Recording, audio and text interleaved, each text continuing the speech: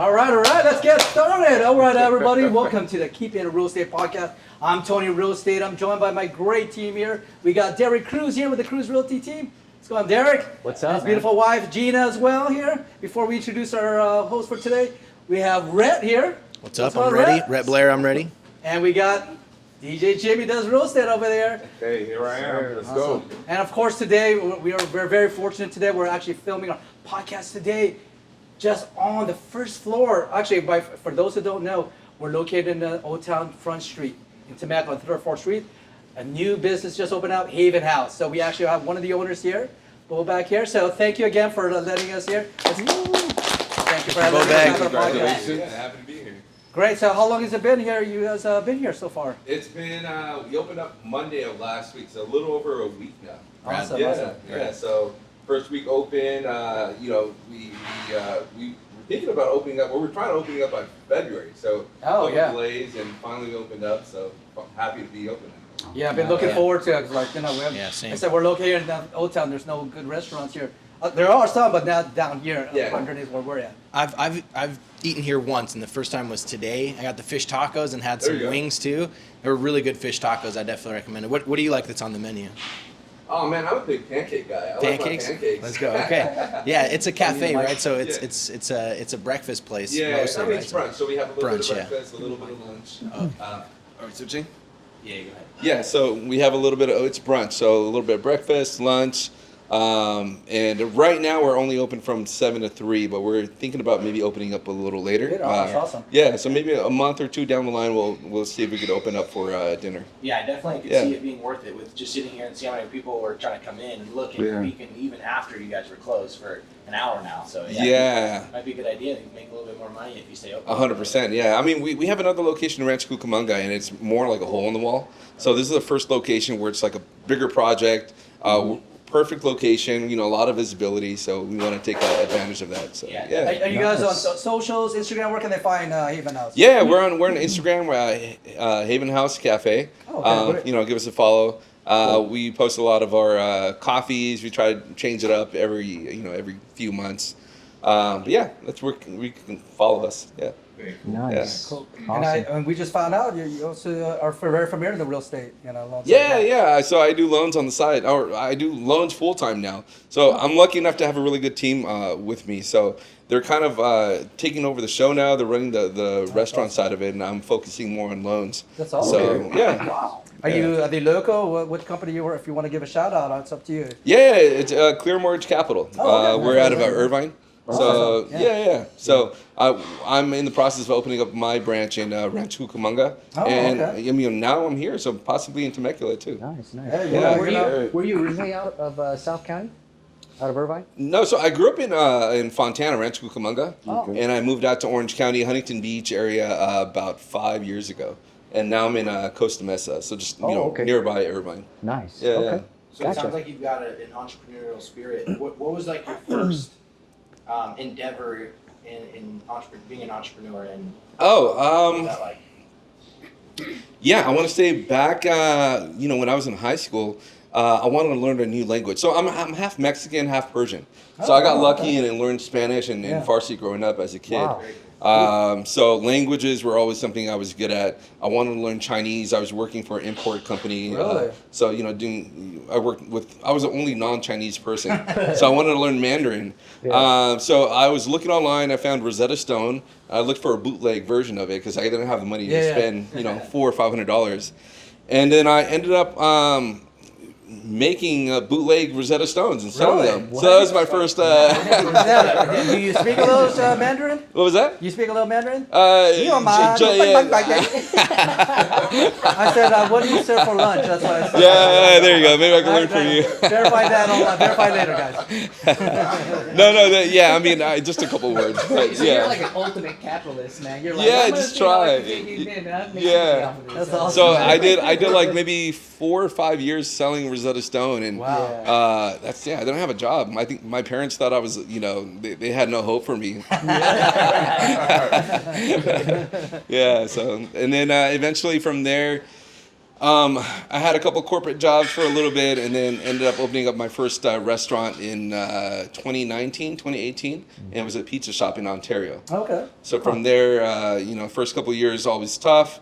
Then pandemic hit, and then we had to, survive. Yeah. And from there, we just opened up another pizza shop, another HavenHaus in Rancho Cucamonga, and then fast forward 5.5 years later, we're here in Temecula. And that's a tough time to start in restaurant, just like right now is a tough time to start in real estate, because you went just before COVID and so many people struggled in restaurants. I know a ton of restaurants that shut down because of COVID and had a lot of loss even if they didn't shut down. So, and you said you're going full time into loans right now. It's like you just love adversity. It sounds like. I mean, I didn't choose it. It just happened that way.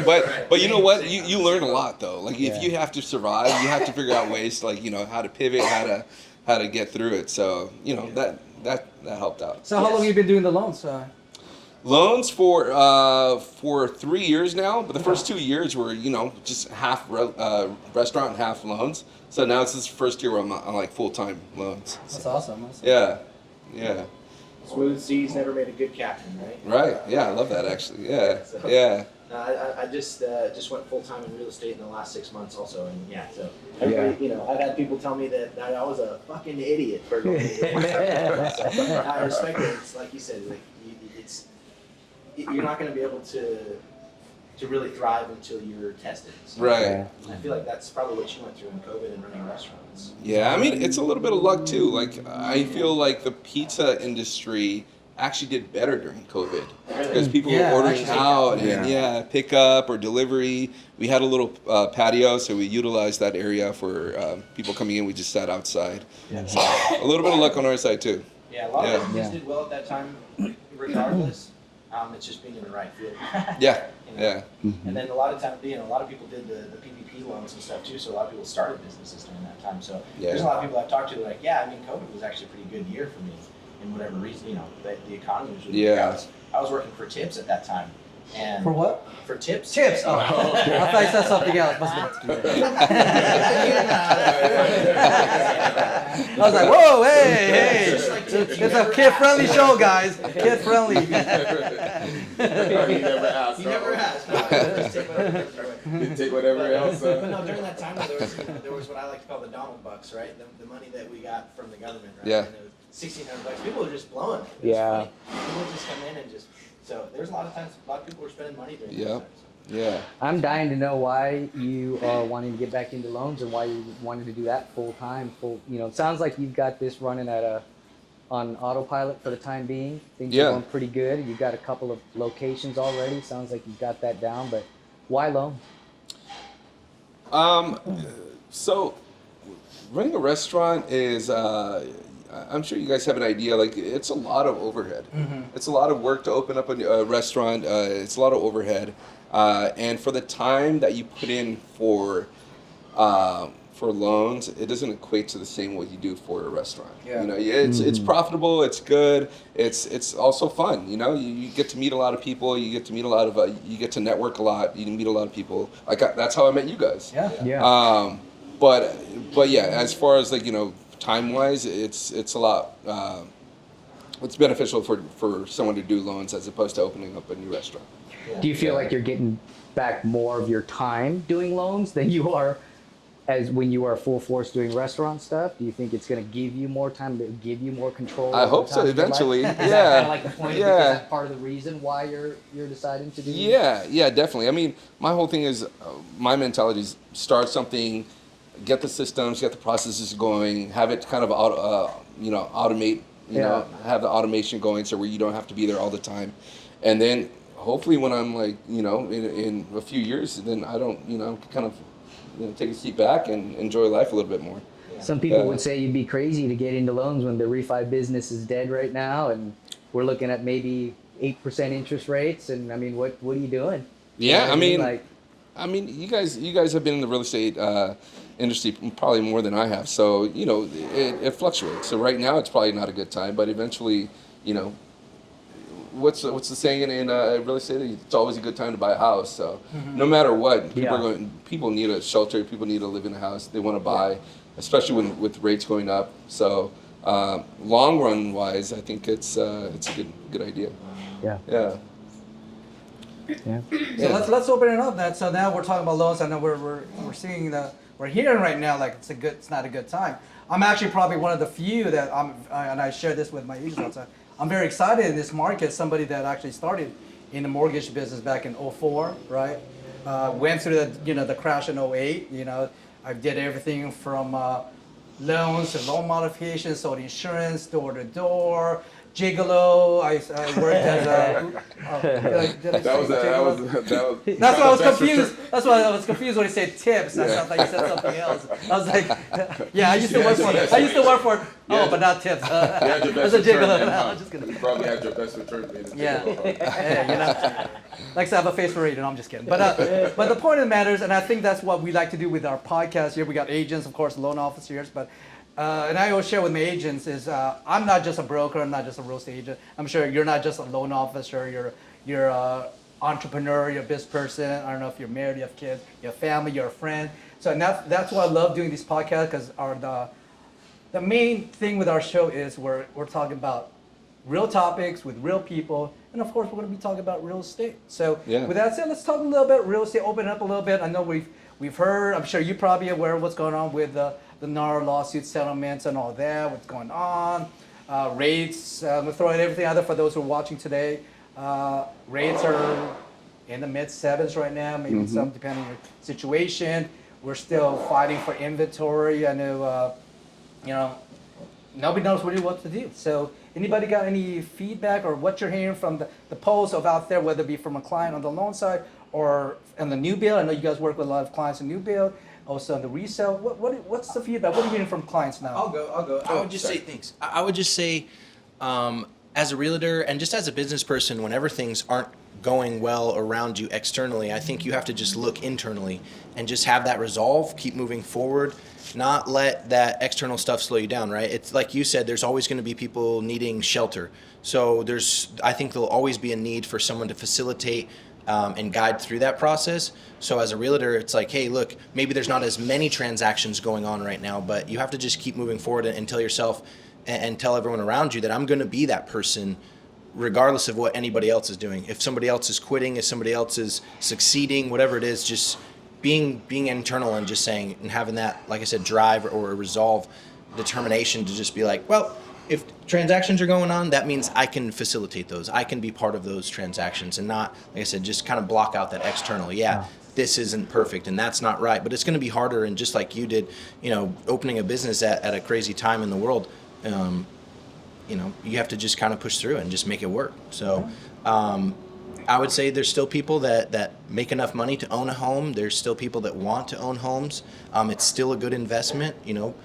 Land is a commodity and they're not making any more of it. So I think it's a good time to invest in real estate in any way, whether it's commercial like you guys did, opening a restaurant, whether it's residential, buying a home, or just raw land. California's growing. I know there's the whole talk of the Cal exit, lots of people leaving.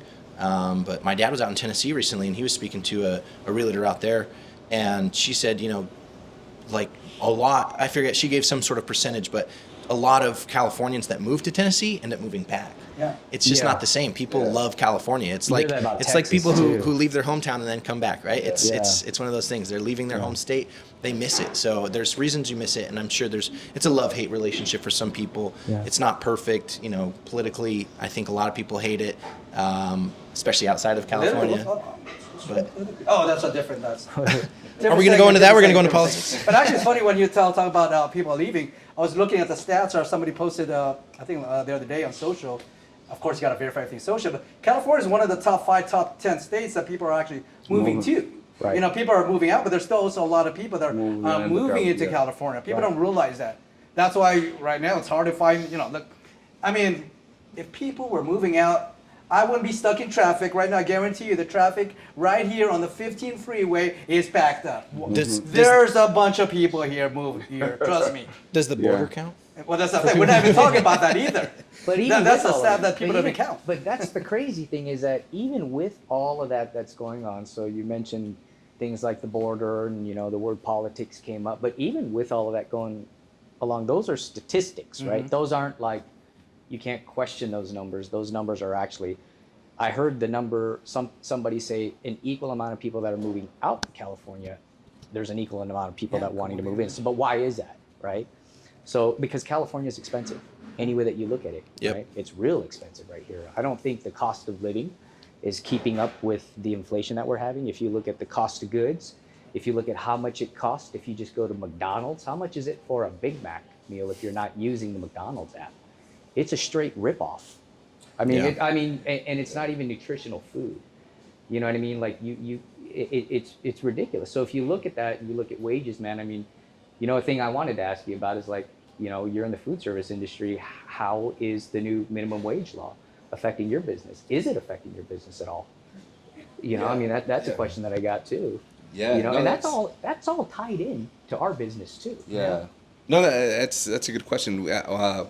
Luckily, we're not big enough to have to follow that law. I think it's 50 restaurants or more. 50 or more. But I can only imagine, like, we have another pizza shop in Rancho Cucamonga, and we have a couple of owners that, you know, they're just a franchisee. They're, you know, a couple. They opened up a hot dog place, but because they fall under that category, Right. they have to pay their employees. What is it, $20 an hour now? Yeah. Yeah. So Makes everything a lot more Wait, expensive. wait, you can make $20 an hour?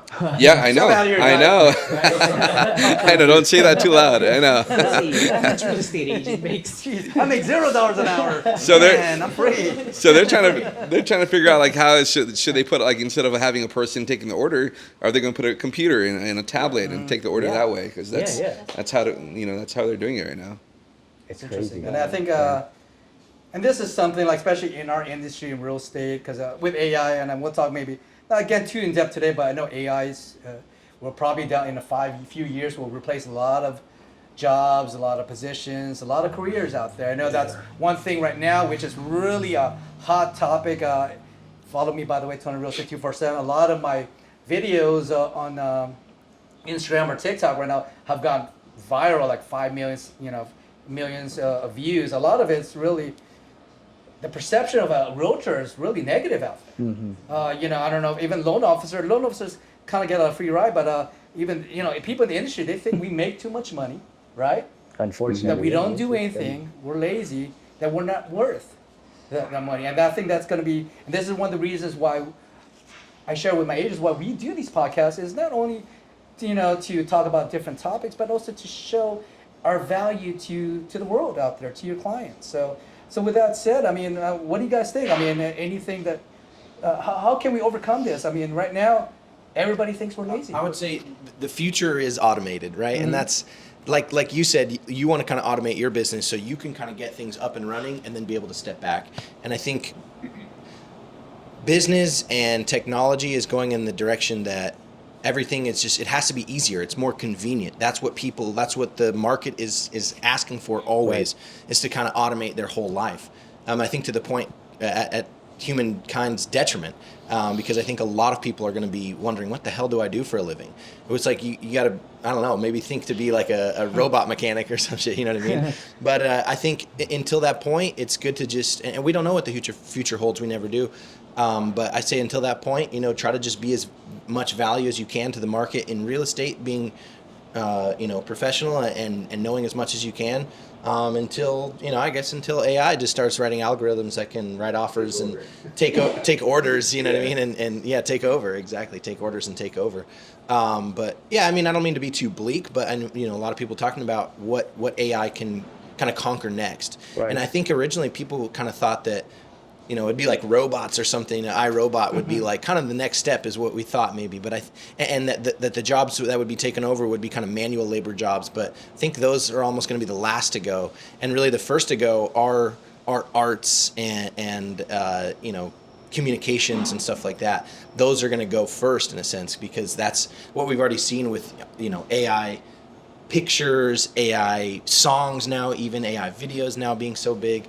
I don't know have you guys seen the AI music? It's funny. It's hilarious. It's crazy how good it is. I showed my dad, who's 73, and he's just jaw on the floor. Like, because a friend of mine did actually, it's got a funny little jingle. We should probably use it. To me, I think of ways that I can incorporate it as well and kind of automate right? What's the acronym that we say? The deal breaker. Deal, Delegate, right? Eliminate, automate, and leverage. There you go, right? So we want to automate and leverage the AI that we have at our disposal. So, you can use, a friend of mine made like a jingle for me as like a marketing jingle. It was super funny. He sent it to me and it was funny. It sounded like Blink-182 singing about me being a realtor. So stuff cool. like that is it's just unbelievable. But anybody else? I feel what do like, you guys I feel think? like every other post that I'm seeing online right now is something that has to do with AI, or where someone's using an AI filter to Yeah, where maybe exactly. they're, it's, What are you it's saying? pulling it off their My- Facebook page. It's not me.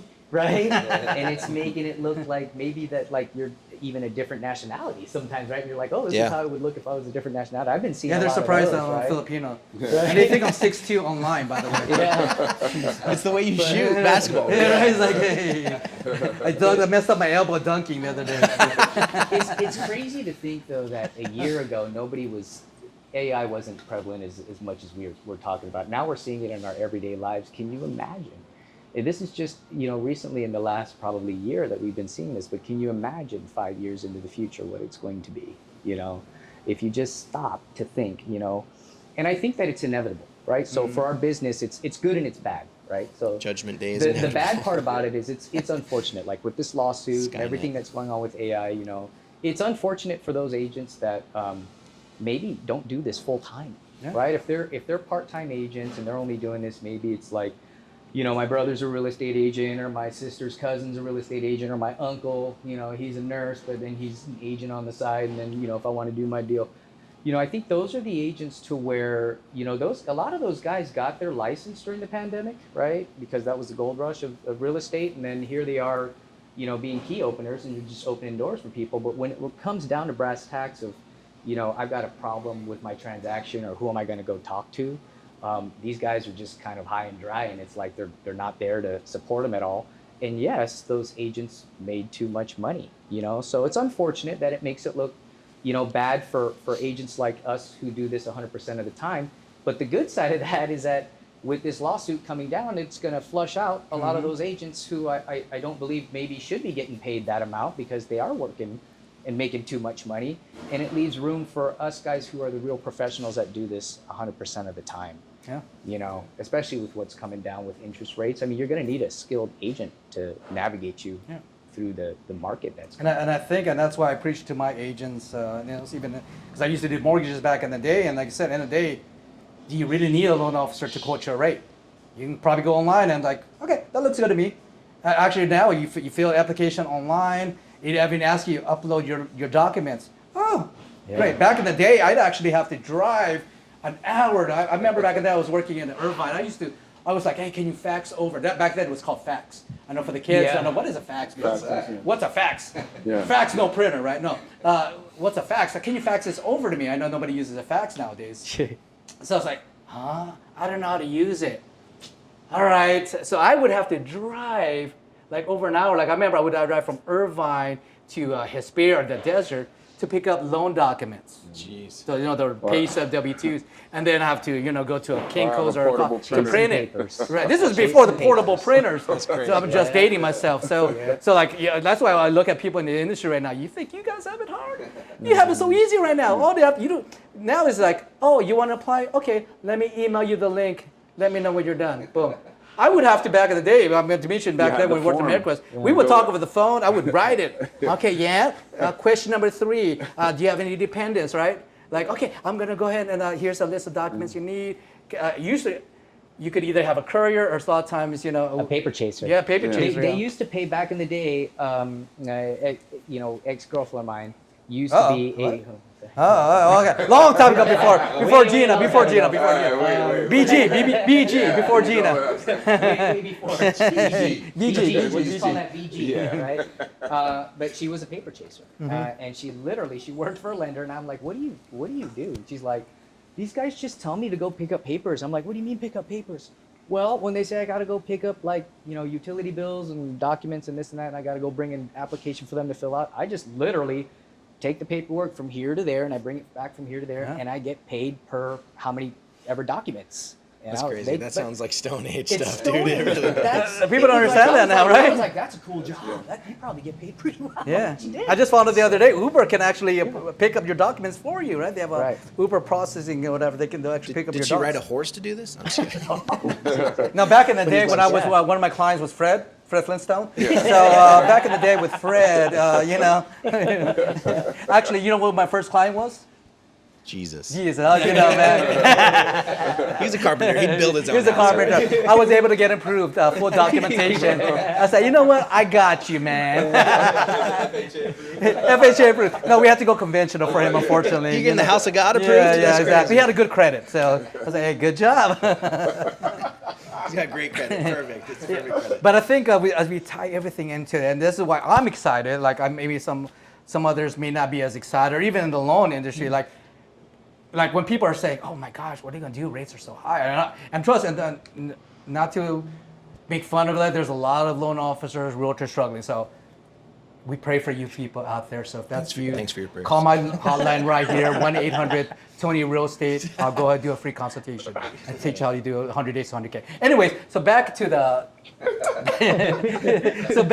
you know, the AI with what's going on. I'm excited, and for the agents who understand this should be excited, because at the end of the day, if you ask yourself, what can AI do that a human can't do? Or what can a human do that an AI can do? That's really all the question you have to answer. Yeah. Because everything else can be automated, right? Everything. So what can an AI or robot do, or what can a human do that a robot or AI can't Swing do? a hammer. They can swing a hammer. Well, not yet. Not yet. Oh, they got in Japan. Have you seen Japan? Really? I watch TikTok. So Japan, whatever it is. Robots. Yeah, Yeah, the Boston, they Boston can- Dynamics came out with You a will new never video. win a fight they against a can- robot. Let's yeah. just put it that way. All right? They can run. They can do pretty much So, anything and everything. so you have to The ask difference yourself. is emotion, man. Yeah, emotions. Yeah. And Human- actually, yeah. Emotion, human interaction. But we do that now today on a social level, right? Like we don't rarely do it in a face-to-face. It's becoming more and more of a rarity that we do this on a face-to-face, not here in the restaurant environment, but even in new homes. You might see that in Orange County, Lennar has it to where you can walk into their model homes, you know. I'm the new home guy, by the way, so hashtag the new home guy. New guy. But you might see where you walk into a model home and there's no sales agent standing around. There's simply a QR code on a post right in front. You scan it and you pick your time, and whatever time you pick, it gives you a 4-digit code to boop, boop, boop, boop, right in the door, and then it open, you tour it, and then it even gives you a text message. You've got 5 minutes left on your tour, 3 minutes left on your tour. If you want to extend it, press this. If you have a question, No. This is call Lennar? This is Lennar. No wonder they don't pay any commission. Broker Cup. So there's They don't want to pay anybody. They want to pay themselves. That's it. No wonder nobody works there. Of course, I'm going to get commission. No, but they're But I mean- they're doing trials of this in certain communities. Not every community. You don't see that out here, but it's It's regional gonna that they're doing happen that. But it's funny that the new home builders are doing that, right? But I think why, for example, you connect right on social media is because you tap into that emotion. And that emotion is still needed, especially when I just get when you're emotional buying a home. sometimes when I get into that. Just tap it. Yeah, I think this generation is moving towards basically everything being through the internet and automated in a sense. Like you said, Immediate. just buying a home. I mean, now they can do the whole Carvana thing too, where you don't even have Yeah. a salesperson for that. So I think this generation is more primed for that to take over, because I'm born in the early 90s and I didn't experience internet until I was maybe a teenager or something, or middle school, I guess. But even then it was very rudimentary. Do you know what a cassette tape is? Yeah. I actually had a Walkman. You know what an 8-track is? 8-track, I know what it is. I never saw that. But the cassette tape I had as a kid. But what I mean, though, is I think with social media taking over and kind of everything becoming so artificial and without people involved, I think there's kind of a breakdown in society in a sense where we've stopped kind of communicating face-to-face as much as before. And I think as necessary to kind of keep that woven society kind of together, that we actually converse rather than just talking at each other on social media. Yeah. And so I think that whole idea of everything being automated and kind of AI taking over, this generation's primed for it because they've already been kind of devoid of that in a sense. So Yeah, I think. Do you think that that's what they want? I mean, because you're of the younger generation, so it's interesting, that perspective from your side. But do you think that's what they want more than the human touch? I think on the surface, yes. I think because it's easier, and I think people are like water in the sense that they will seek the path of least resistance. Yeah. And when you can just walk in and scan something and buy it, not have to talk to anybody. Because they're already ingrained I think that's to why do some that? people liked wearing a mask in COVID, and people still did after, is because they could kind of hide behind it. There's a social true. anxiety that people have more true. generally nowadays, and as our society is going from a high trust society into a lesser trust society, people like to be able to cover their face and hide I themselves wish we away. could still have people cover their faces right now. I was like, Especially no, those with a face for let's go. radio. You need a mask. COVID is over now. You need a mask. I agree with everything that you're saying. I don't want to get too philosophical in this, but Come on, Dr. Phil, go ahead. the thing about it is that it's, people want to be comfortable. You know what I mean? People are looking for comfort, but I think that when you're going with anything that deals with transaction and with business, there's that sales, interaction Yeah. that people don't like. People a lot of times don't like dealing with salesmen. They don't like the pressure of being told what to do. They don't like the pressure of being steered. People like to be in control and to making their own decisions. And it's a lot easier to deal with AI because AI is going to follow what to do. And to me, the way that I tie that in is when you have that understanding is that, when you're an agent, you're a professional. And when you're a professional, you understand what people want, but not just that. You study people and you get to know people in order to make them feel comfortable. And that's the difference. Because anyone, even with AI, they can make the algorithm to be able for them to be familiar, for you to be able to connect. Right. But I think as people, there's that soulish interaction and that connection that we need. But a lot of us have, certain expectations, or when you're a real estate agent or where you're in the sales, in the back of your mind, you want to get that sale. And that person doesn't want to be sold. You get what I'm saying? And I think that there's this wall that everybody's hitting, but the professional and the agent that knows people doesn't have that wall. That person is themselves, and they make people comfortable. And I think that's what makes the difference between everything else. Because if you have that salesman mentality, then a lot of times you're trying to sell people, you're operating in fear because you're afraid of losing that sale. And then you put on the pressure, and then you're making an interaction between everybody, and that you're hitting that wall. But when it's not about that, it's more about knowing what that person wants and being able to serve them.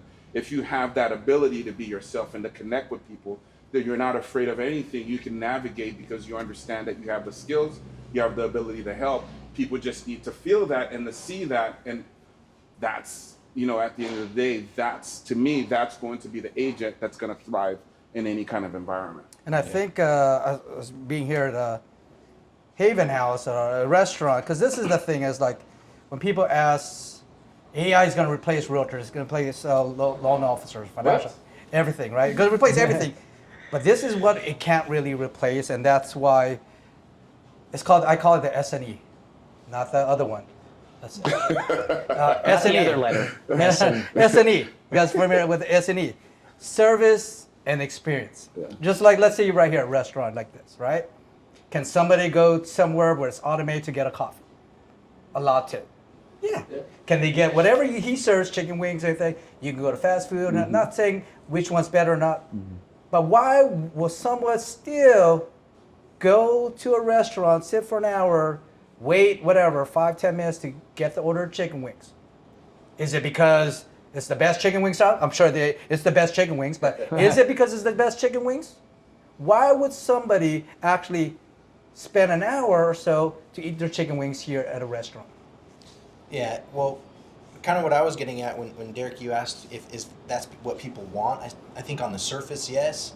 But if you peel it back and go deeper, I think people want and need human interaction, right? When in society someone does something wrong, what do? We put them in a cage, essentially. They go to prison where they're deprived of that, of being able to freely interact with humans, and that's our punishment to other humans that are bad. That's what's amazing to me. We need that. We don't just want it; we need it. And I think if someone makes or something makes your latte rather than someone with a smile and a friendly hello, it's going to taste better. It's going to feel more like life. And when something's made with love, it always tastes better. And I think I've worked in restaurants a long time. I used to run a manage a restaurant in Napa, and I could always tell, anywhere I go, I can tell that someone made something with love, whether it looks like it or just tastes like it or just feels like it. You can tell that someone made something with love, and that's why you go to a lot of bad restaurants. I used to work for a big chain restaurant, and you can just kind of tell they just hated their jobs. They just slammed things in the microwaves and pressed buttons. What restaurant was that? I'll tell you, the corporation was Apple American Group. So anything Apple is bad. No, I'm just kidding. But no, it wasn't the worst place to work, and some of the food was actually good. But I think really you could tell when someone would make something with love or not. And I think that's what is just missing in the world, is just more love, more human interaction. And unfortunately, the way society's going is just less and less human interaction. It's just, and that's more and more soulless, right? Less and less soul that's in the world. I think AI music, well, that sounds cool. That's interesting. But is there really soul there? You know what I mean? We want to hear music with soul.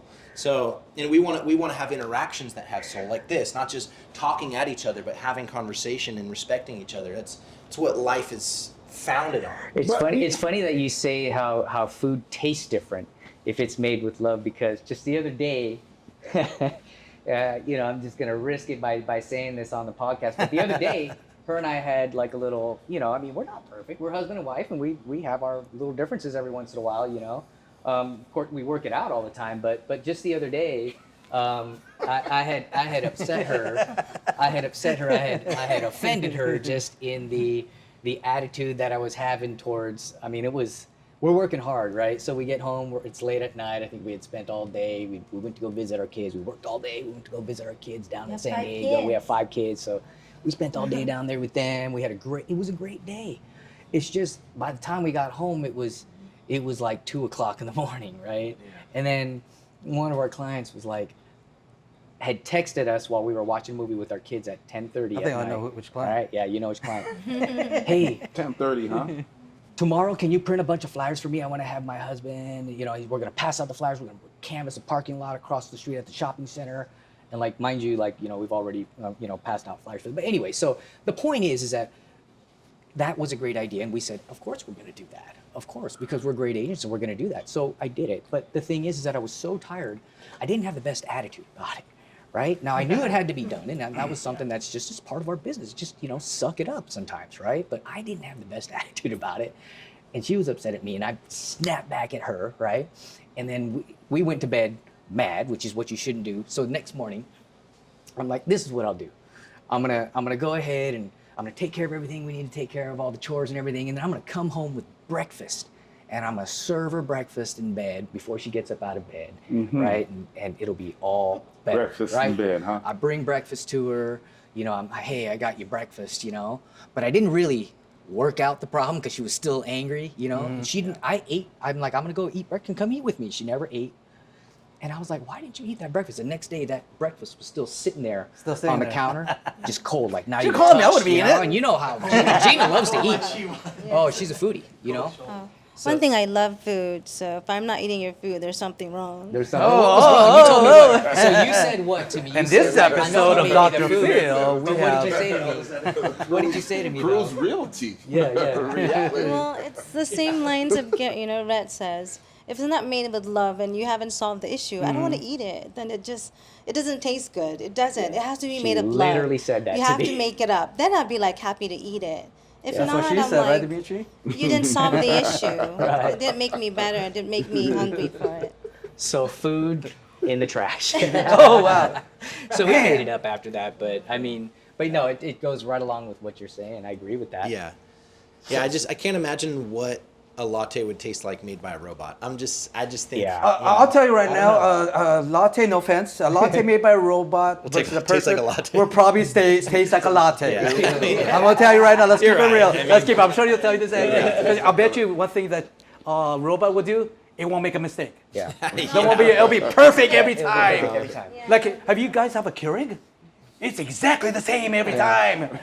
So my point with the S&E is, and this is what I say as a real estate agent, and this is where I'm very excited because we don't. First of all, we don't have a product. Unless we actually have an actual list and we don't have a product. So how do we win our business? How do we show our value is through service. And the E, and this is not applies only real estate, but applies to every industry, is the E word. Experience. Experience. I'll give you a perfect story. I was, example, I was in Vegas, I think a couple weeks ago. I took my kids, right? So I always wanted to go to this place at it's Area 51, Area 15, whatever that is. Oh, yeah. Right? Omega Mart, right? Yeah. Omega Mart's like, oh my gosh. I Yeah, keep I love seeing this that. on the thing. It's like, I'm going to check this out, right? Bring the kids there. I'm like, okay, great. It's like, I forgot how much, pay $50 or something like that. So I went to the line. I was like, okay, great. I was like, went in there. It's like, okay, great. Do I have to do anything? Is somebody going to talk to me? No, you just walk around. Walk around? Okay, I'll just walk around. Long story short, it's cool. It's like, you know, if you've been to Omega Mart, it's like a grocery store and a secret chain. But at the end of the day, it's like, this is a grocery store. Yeah.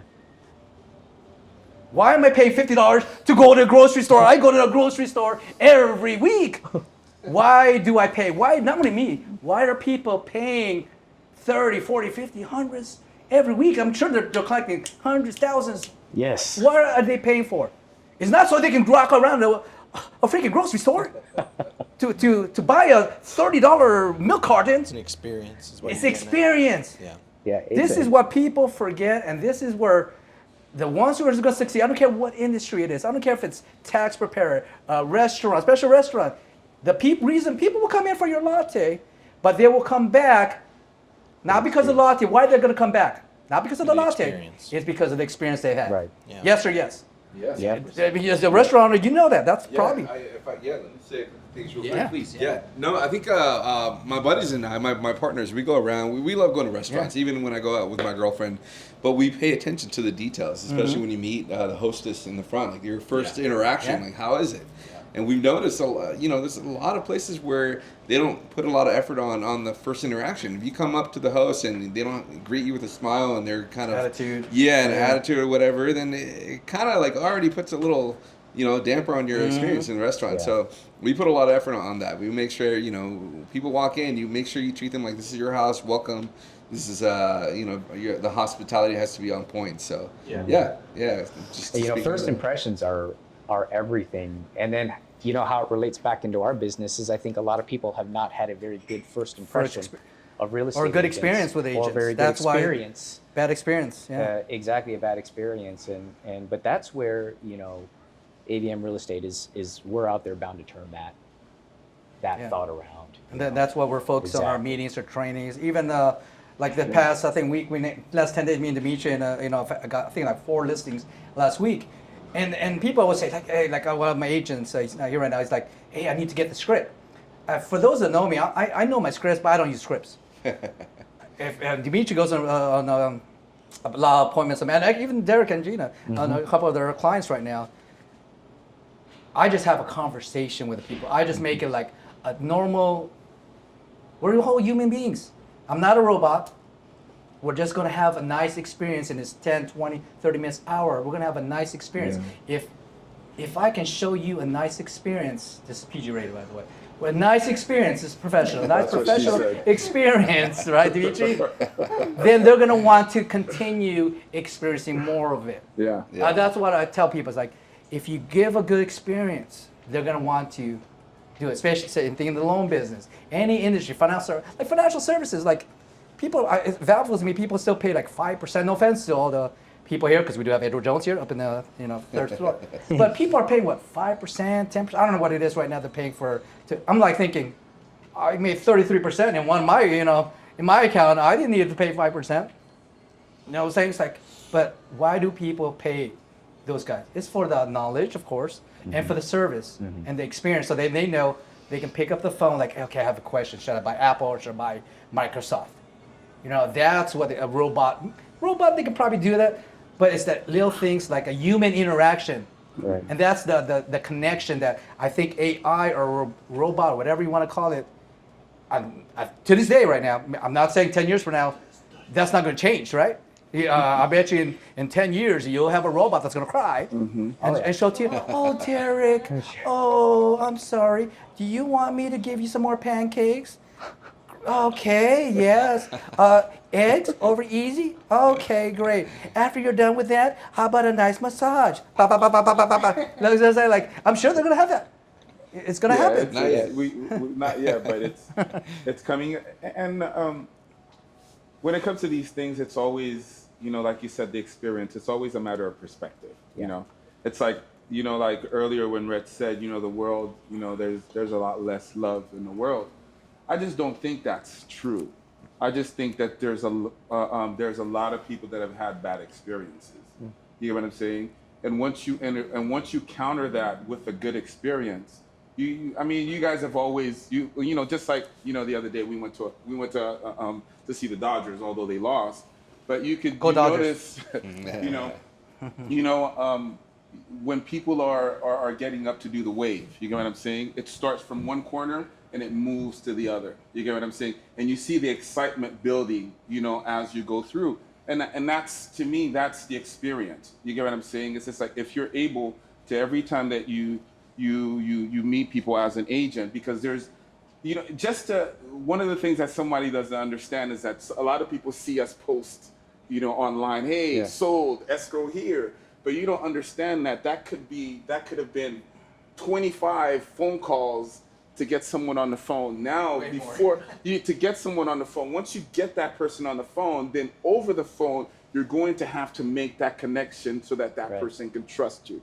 Once you get to that point, then from that trust, you're going to have to get that person to get you to, to go show them homes or to connect with a lender, where the lender, they're just going to meet them. They're going to have to give all their documents just to either sell their home or to buy a home. And then you're going to go through tons and tons of process, which are, so much more of an interaction and a communication that's happening. And that's what, to me, that's the fun part, because as I get you on the phone, you're going to get to know me. You're going to get to know how much I want to help you have a great experience to help you get in that house. I'm not, when I see you, I don't see the dollars, but I do see the dollars because I'm going to get paid. But how can I make that, how can I put that, how can I frame that into our interaction to help you see that I'm worth you whatever it is that you're going to do? So, it's not, like I was saying, to get back to what I'm saying is that if I'm primed,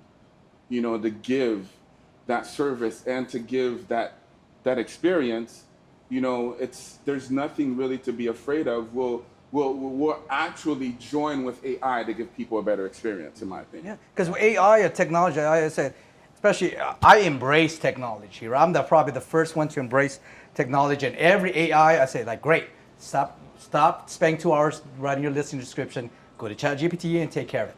Done. Right? Yeah. And this is why I'm probably one of the few brokers out there actually that embraces social media. Yeah. To a point. I mean, you have a podcast too. Yeah, look, we have a podcast. Yeah. I mean, I have a good following not only on Instagram, on Facebook, close to 100,000 followers on Facebook, another close to 65,000 on TikTok, 12,000 on Instagram. So it's a platform, and that's technology. It's embracing that, and that's why I do in our meetings is teaching my agents, because it's important for us. Now, like, this is a service, like right now. Thank you. We have our media guy, Sergio, here doing this for us. Could we do this ourselves? We were actually been doing this ourselves in our cameras. But why are we going to pay him? For the service, for the experience, so that I don't have to worry about, like, okay, Derek, can you turn that on? Like, hey, like, no, let's just sit back, relax, enjoy the experience of our podcast. Now, like, oh, wait, one time out, Derek, let me go see, make sure it's still on. Right. Like, this is why you pay for the experience, right? And this is what people don't understand. This is why I'm excited, because, no offense, but 24 hours, 1 minute with me, you'll have the best experience. That's what she in the said. world. That's what she said. It set you up there. And Spike. I wanted to set that up. It's all about the experience, right? It's not about how long, right? No, sorry, we're the only one woman here, but it's about the experience, right? Whether it be 2 hours. No, that's good. That's good. That's funny. Dimitri was talking about the Dodger game. I just went last night. Oh, you did? Okay. Yeah, we were there on Monday. Jackie Robinson. No, we were. We went Jackie Robinson. Hey, now we can. One other guy Tristan. Oh, no way. We're gonna go again in we were May, talking about bobblehead. The whole wave thing, it hit home. I'm like, oh yeah, I was waiting for the wave. I saw it coming. Yeah. So. And the funny thing is, most people, they don't even know about baseball, but they go there to do the wave. I'll be honest, the people that are doing the wave are the people that don't understand baseball. Yeah. That was me. Right? That's right, Cameron. You've been to all the games. Like, trust me, if you're into the game, you're not. Oh, here, it's coming, guys. It's coming. I say, yeah, we do it for the kids, man. Yeah, exactly. It's for the, this is for the kids, There right? we go. But I'm not. I've been to 1,000 baseball games, Right. so I'm not like excited for the wave anymore. Yeah. When I was a little kid, I was very excited for the wave. Every time I was like, Yeah, right. It's coming, it's coming. Right? stay up a little longer just because you're so excited. But after you've done it a couple times, now like, I'm like, yeah. okay, here comes the wave. Yeah, here you go, Do it one for the hand. kids. Do it for the And kids. that's the thing about it. What I was also trying to explain is that like when people have a great experience, then it builds a lot of times it builds momentum for another experience. If you get what I'm saying. Yeah. So let's say once you have a client, and that's the reason. That's why all you guys got married, right? Because you had a good first experience. So I did it 3 times. No, but it's the reality.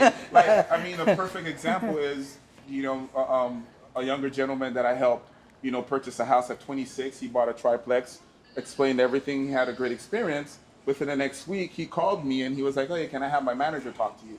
You get what I'm saying? Because he was very excited, really excited about the experience. I didn't have to have him bring somebody. He was like, "Yo, I just bought a house. You need to talk to my agent. He's gonna help you." But what he was really saying is that I had a great experience. I want you to have the same kind of experience, and that's what it's all about. Yeah. Demetri, you're the Disneyland of realtors. Disneyland. Hey, Your body is a wonderland. I mean, your service. Your service. Hey. And then he's the best one to ride in Disneyland. Or The best ride? He's the best You're like this, like you're the best ride? Whoa. Disney's? This is a kid show, guys. Kid show, kid show. Get on Disney. This is when we post this on YouTube.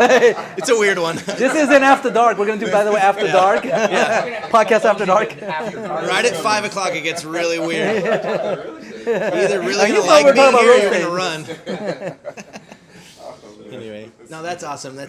It kind of gives it a whole nother perspective to me, honestly. Like, I think I a lot of times just think of it in like in a business sense. I want to do a job. I want someone to. I definitely care about my clients and getting what's best for them, as well as making money. And I think it's commerce where 2 parties can meet and both be happy and shake hands when it's done and say thank you.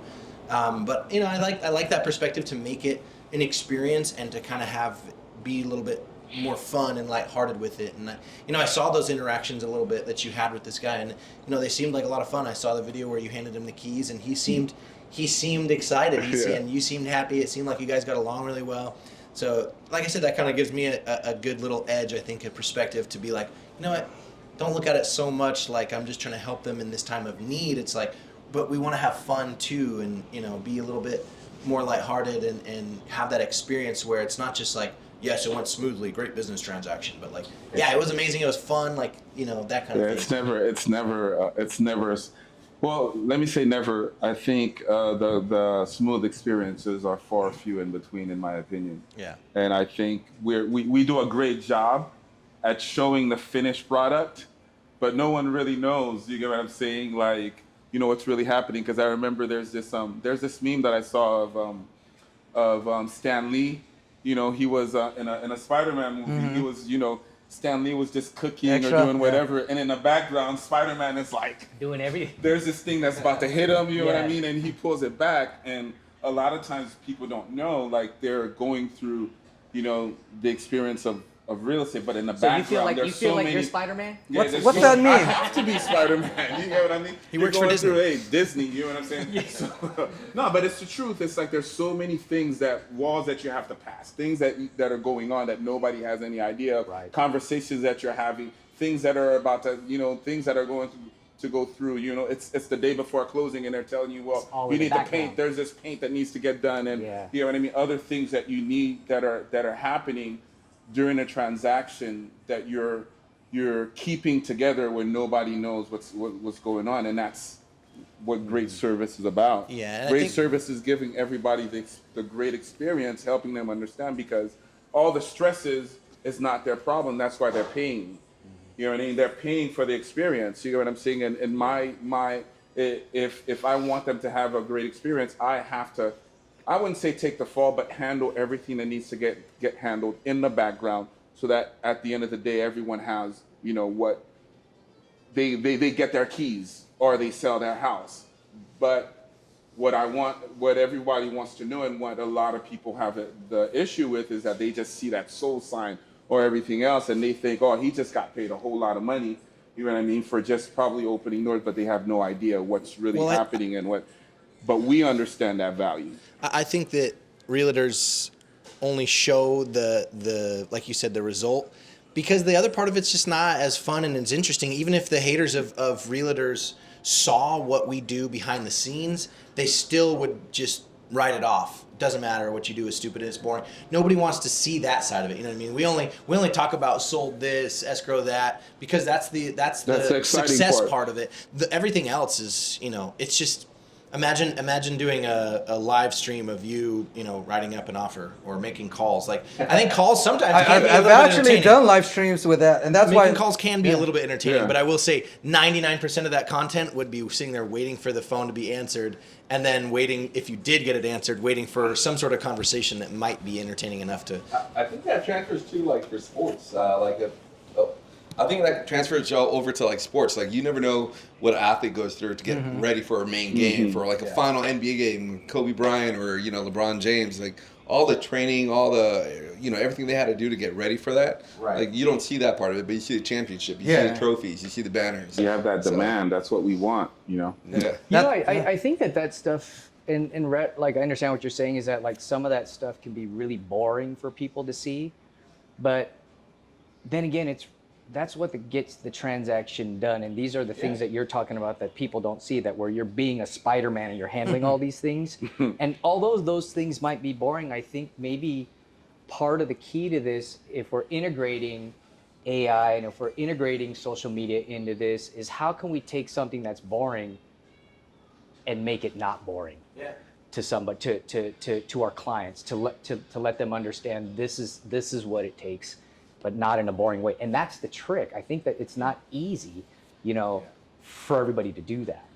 Right? And that's why I always preach in our social media, as you guys know, every time the last couple of weeks we've been talking about social media, we've had a challenge, how many posts you need to do and stories, in order to get the views. I've shared them, I've probably in the last 30 days had 3 million accounts. I've reached 3 million, just on Instagram, 3 million accounts. I've gotten over 2,000 followers just add me and so forth. I've got 3-4 videos now go over 1 million views.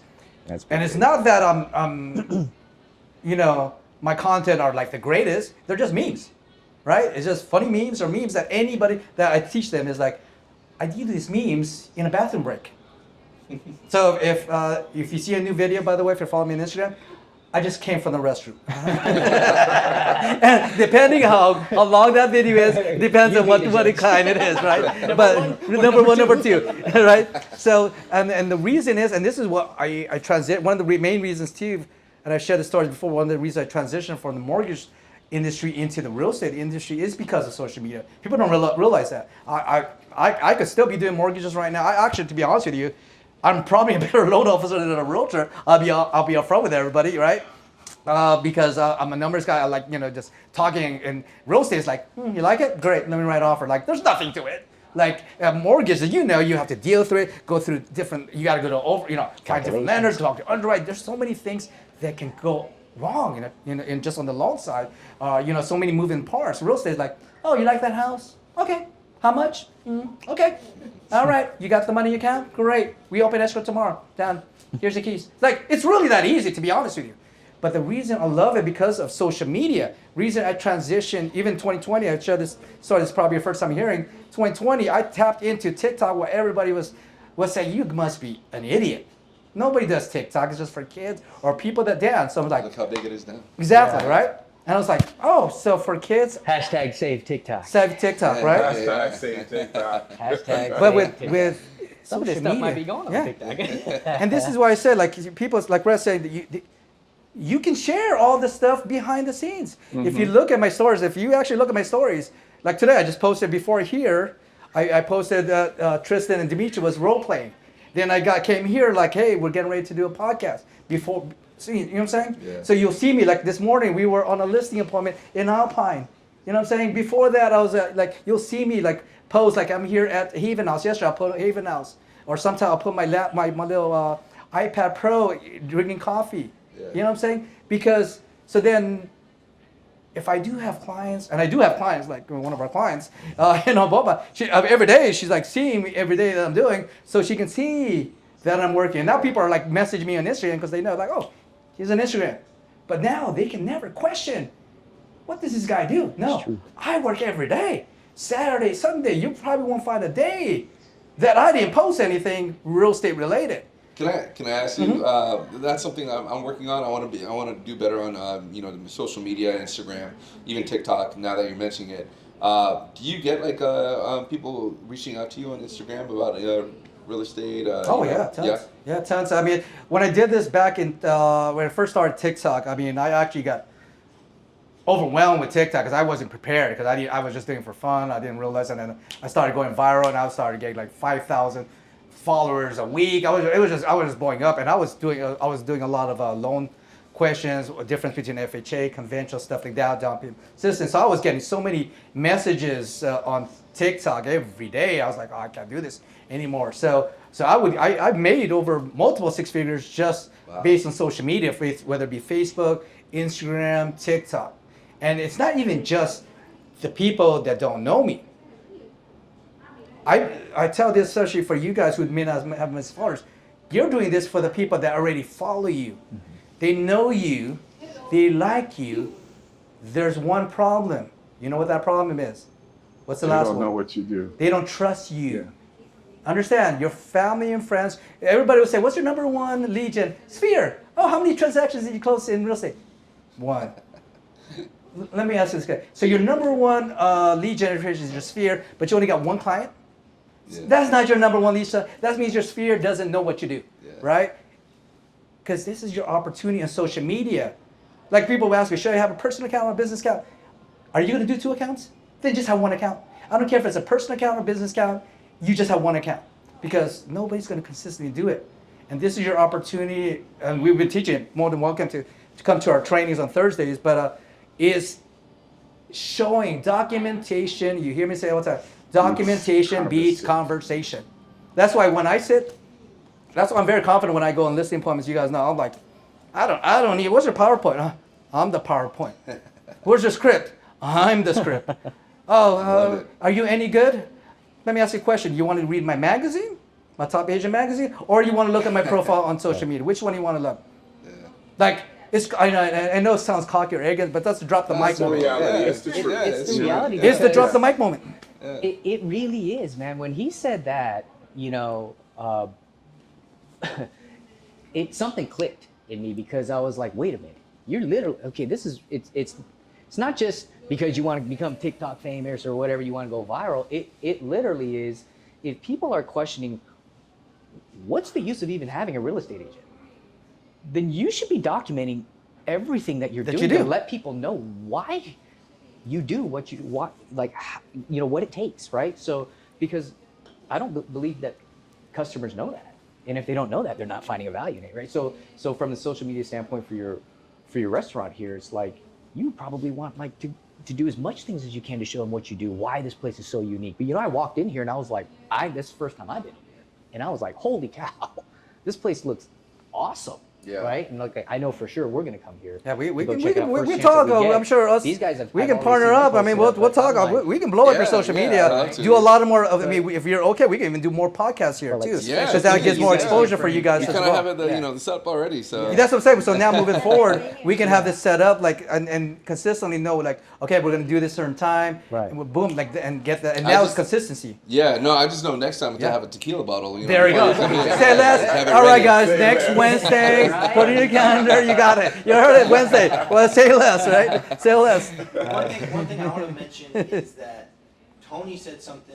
I want to say it was last Wednesday or the Wednesday before that stuck with me, and that's that your social media kind of is your living. Your social media is kind of your living and breathing resume in a sense, right? I mean, resume. It's a piece of paper, and like everything nowadays, it's going green in a sense. No more paper. No more.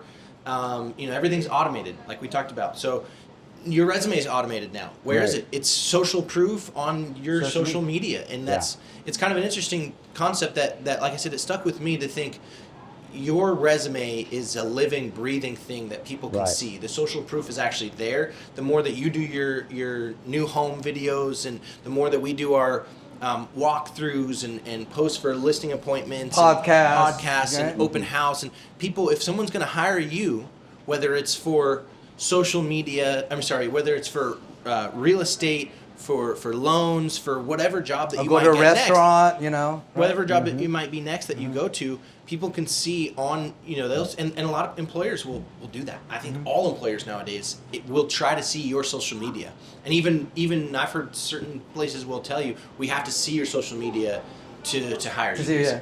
That's how I hire bicycles. I look at their Facebook. Actually, nobody's on Facebook anymore. Instagram. Oh wow, you're the wow girl. Okay, you're hired. No, I'm just kidding. You're hired. No, I'm just kidding. That's a joke. All right, I have 3 assists like that, but that was a joke though. Yeah, so I just think that's a really interesting concept that eventually will be adopted by more people.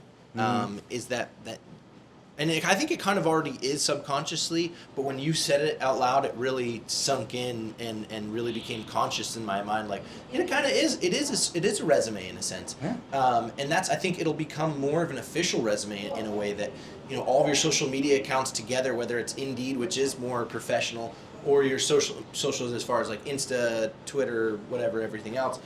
As an employer, I'd like to see that. They're looking at it especially if now, I'm huh? going to be hiring you for some sort of communications, or if I'm hiring you to sell my house, basically. Do you think the majority of real estate agents right now know that and want to do that, but just don't know how to do that?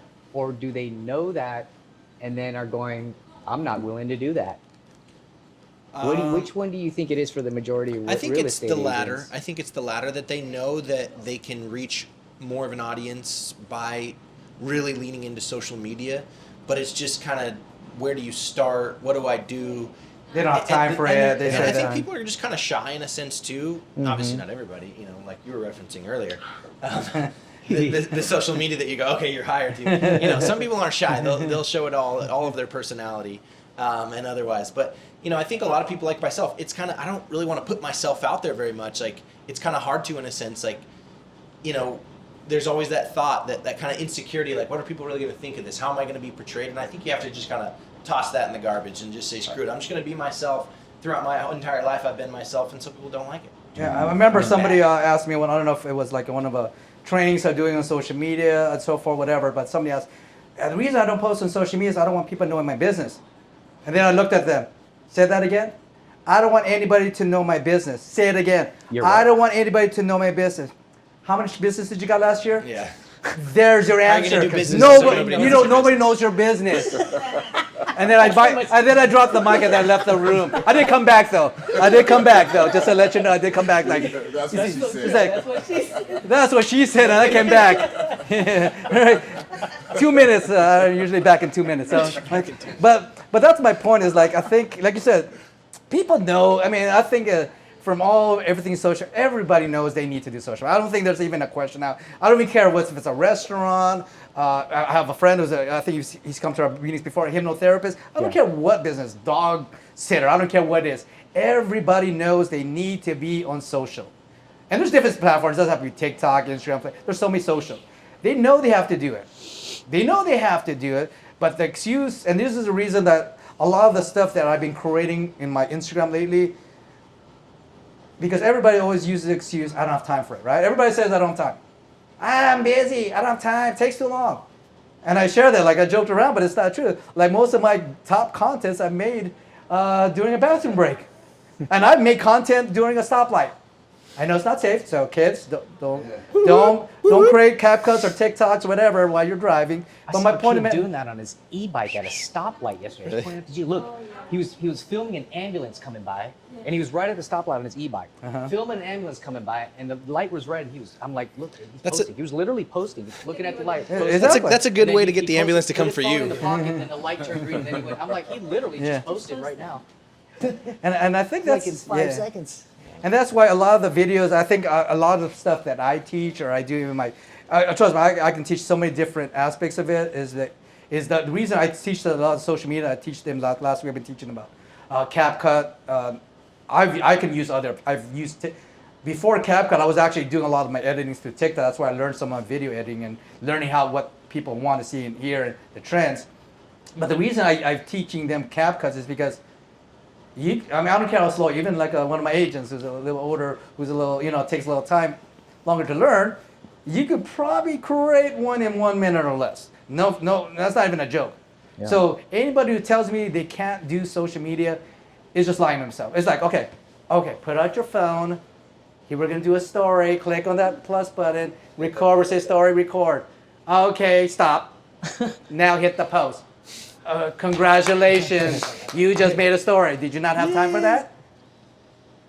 Like that's another drop the mic moment because we make excuses. Like I was saying, people that make excuses have little time for anything else. That's why everything I teach to my agents, like I'm probably the worst broker, worst person to work for because you can't make excuses for me. You can't make excuses. Now they have the going back to AI, they're doing all the editing for you. Yeah, They just no, put a that's I'm video- sure that Yeah. Oh yeah. No. Yeah, but I've seen a lot of videos out there that you put a video out there, even like a podcast style, Yeah. and they do Edit the it. cuts, they take out the ums and all that, Yeah. and it's pretty cool. And that's the thing. There's AI technology, and that's what I was teaching. I think one of my agents in our meeting last week, social media, was like, "Hey, he was trying to give you guys a shortcut." I'm like, "No, time out. No shortcuts. I've already given you the template, which is CapCut. I don't want you giving a shortcut. I want you to learn. The reason you post on social media is not because you're gonna get leads or business. It is so you can learn, get the knowledge, right? Once you understand what you're doing, then go ahead, pay somebody else. Yeah. Pay somebody else to record you. Pay somebody else to call your leads for you, right? Like right now, I have my agents call too, but before I do that, I better know how to talk to a person because if all my agents, not that you will quit, but if everybody left, like in 2020, I had no agents that were working. Can I survive on my own? And you know what my answer is? Hell freaking yeah. I'm not dependent on anybody. I'm not dependent on any video guy. I'm not dependent on anybody. If TikTok, I've actually had to create people don't know different TikTok because people copied my TikTok 20 real estate 3 times. I was like, damn, you got thousands of followers, man. Damn, my man, it was like my face. I was like, what? It's like, and I had to cancel it, and create new. And that's why I can share with my agents, like my Instagram. I can start today from zero and get a video to go millions views because I understand what it takes to do it. Until you understand that's what I'm teaching them. Once you understand that, you better learn how to do your social media. I recommend everybody never outsource your social media in the beginning. And that's Never. That's what I believe makes the difference. The service, where does the service and experience comes? It comes from knowledge. It comes from having understanding. It comes from being able. Once you understand what you're doing and why you're doing it, and you understand all the facets of what you're doing, then it automatically becomes a part of who you are, and you can incorporate it in anything that you do. Once you understand, in anything else, once you understand that, that sales is really a transfer of beliefs. Once you understand that, it's a transfer of beliefs and transfer of, it becomes a transfer of energy and a transfer of money, and it's helping that person see the value, then it makes things very simple, and it's not that, quote unquote, all these products and everything else that we're afraid of, you know what I mean? Once you know that, then we give people the experience that they want, and there's nothing to be afraid, whether the market's high and the market's low, you know what I mean? You're the product, Right. you know what I mean? We're the product, and at the end of the day, if I built myself to be, you know what I mean, to understand my product the way that it should be understood, then, it's gonna be smooth sailing because I'm the service and experience. That's all it is. You're the service and the experience, and that's why you're able to put your resume on what you do with all confidence. Because at the end of the day, people are going to see it and they're going to go for what they like. If you're what they like, they're always going to go with you. I think for a lot of agents that in regards to you talking about social media being the new thing and people having to understand that you're gonna have to incorporate social media into your business, is that I think so many agents today that have been agents for a long time are too intimidated to even make their first post or even do it. It is really that simple. Yeah. But they're too intimidated to do that because they, somewhere in the back of their mind, they think 1 million people are going to see that post and they're going to get embarrassed. Yeah. The truth of the matter is nobody's going to see that. Exactly. Not if that's their first And post then they'll be ever. even more embarrassed. You could probably. And then, yeah, they're gonna be real pissed off. I wanted people to watch it. Nobody is gonna see it. You know what I mean? Yeah. Like, unless you know, posted yourself completely. Maybe somebody would. But in the case of whatever you're trying to post, and you're so worried about how stupid you'll look, more than likely nobody is going to see it. But it gives you get used to having the action of, oh, this is what it's. I have to do this, and this is the action of posting. Oh, now I'm starting to get the hang of this. Now I'm getting quicker at this. Oh, now I'm getting it. Now I'm getting these memes. Now I understand how to do it. So then all of a sudden it just becomes your daily business, and that's part of your daily everyday thing. Like now it's like, you know, if I don't post something before I go to bed, I'm like, ah, man, I didn't really do my job. Yeah, it becomes That's a habit. part of my job, and routine. it's kind of like I kind of slack, and I didn't finish my job today. You know, so it's just that's the way it is. Or she has to. Hey, you haven't posted Oh, this. yeah, she said. Social media itself is not your full-time job, but Right. it definitely is part of your full-time job. Oh yeah, oh yeah. Yeah, and I think that's moving forward. I think we'll definitely love you to come out. We'll definitely like to help you out with social media. And I think moving forward, what we see and this is the thing I share with what we see, what social media is today, a year from now, 5 years will be totally different. Oh yeah. Let's just put it that way. So, but the reason I want people, my agents, business owners to start doing, you need to start learning it, because if you're not learning it now, you're already behind. You're already behind the Right. 8 ball, and it's going to be too late. So I think that's going to be important. And moving forward, as we wrap up our show here, I mean, I think this is why we also do the podcast as well, right? That's why this is going to be posted not only on our YouTube channel or individual channels. Imagine this, guys. One video right now. I know it's been a couple hours. How many videos can we do? How many videos do you think we can do with 1 hour to a video? How many? Just give me an idea. How many videos? 30, right? 30. Probably 30 each. Yeah. Yeah, 30 Little each. snippets. Snippets from here. Yeah. And even here, look at you. Now you're gonna have some content. Yeah. You know what I'm saying? I mean, yeah. It's like this is why we're recording, because like this is the documentation. This is a documentation, so that when I do sit in front, like I said, the service experience. So when I do sit down with a potential client, it's not that I'm very confident in what I do, because I know nobody can do what I do. Everybody can hire a photographer, a video. Everybody will put in the MLS. Everybody will do an open house. Everybody will discount the commission. You know what they can't do? They can't do what I do in social media. That's the mic. Drop the mic. That have you looked at their social media? Let's look up this. Who's that agent? Oh, that's cute. Okay. Let's look at my social media. And the reason I share this is because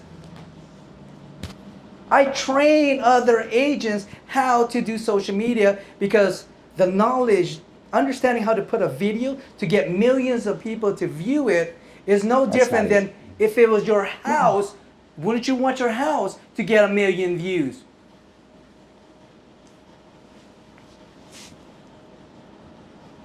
That's the... Nobody, I guarantee you right now, is having that conversation on a listing appointment. And the question is, why aren't we all having those conversations? Because we're not comfortable, we're not confident enough, and we're not sharing those experiences. Because trust me, nobody is. That's why the trolls on social media, I had a lot of trolls in the beginning. But after, like I said, time we either promote you or expose you, I've already been promoted, folks. There's nobody. I'm verified on Instagram too, on Facebook, on Meta. And it's not just getting verified, it's just I have the following, and more importantly, I have all the videos, thousands of videos.